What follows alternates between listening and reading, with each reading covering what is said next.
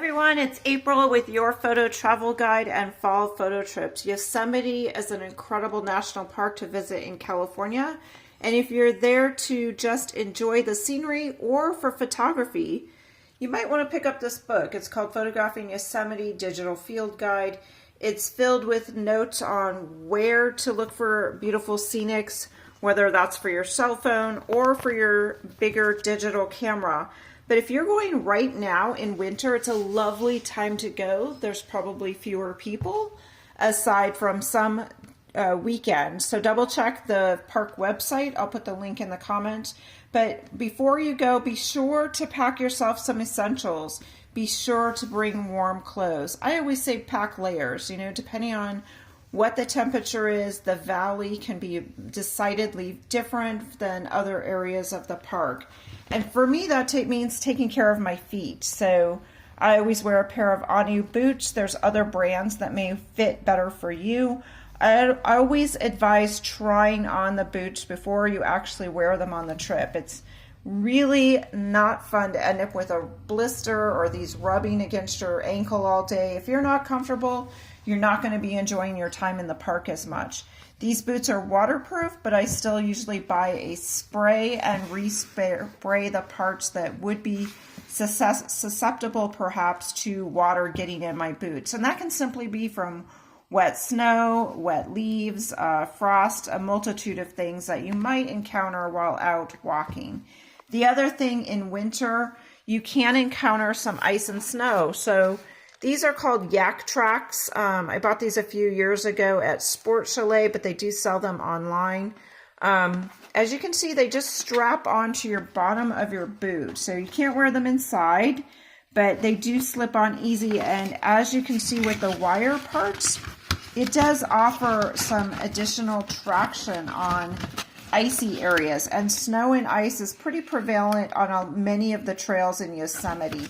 Even when it starts to warm up, you get a little bit of sunlight and those paths turn really icy, and the last thing you want to do is slip and fall. So get a pair of these yak tracks. They don't take up a lot of room, completely worth the purchase. Other things to consider, these gloves.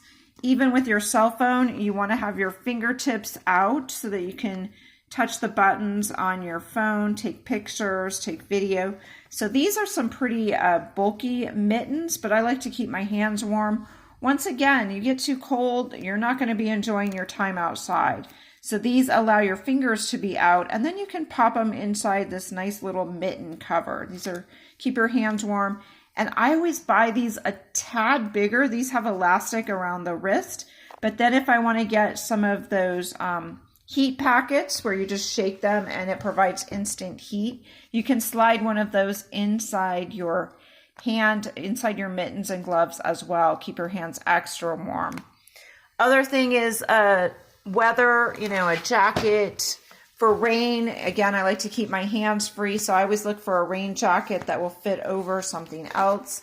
Rain jackets by nature can get really hot. You can get sweaty, so I have one that zips down the front. This one's also got the Velcro to keep the wind out. They also have some that just snap.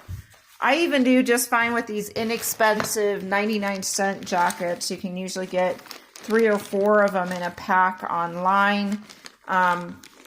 They come in different colors. This one's purple. I won't take it out right now, but it folds down to like literally next to nothing. So it's always in my suitcase, always easily in my day pack, and it'll go over my head, kind of just a nicer version of an old trash bag, but it looks a little nicer. But again, it allows me to stay dry so I can still be outside enjoying taking photos. Some of the best photos happen when you've got not so nice weather.